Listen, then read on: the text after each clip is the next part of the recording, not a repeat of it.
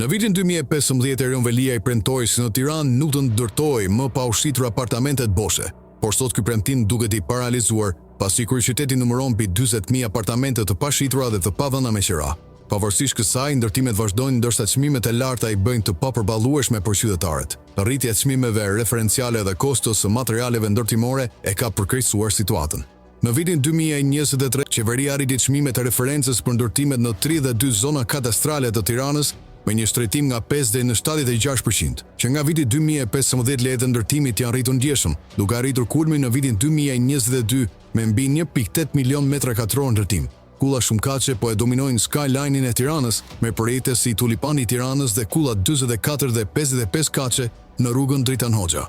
Nga ana tjetër, SPAK ka ngritur akuza ndaj Erion Veliajt dhe bashkëshortes së saj Eriola Xhoza për rishfet dhe pastrim parash në ndërtim. Megjithatë, kryeministri Rama ka mohuar akuzat duke theksuar se të ardhurat e bashkisë janë rritur me 9 fish nga viti 2015 deri në vitin 2023.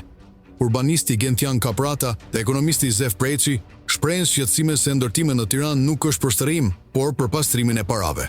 Në 8 vite sipërfaqja e ndërtimit është 5 fishuar ndërsa popullsia nuk ka pësuar rritje të ndjeshme. Kullat nuk sjellin zhvillim, por krijojnë një treg artificial, thonë të tjera Kaprata.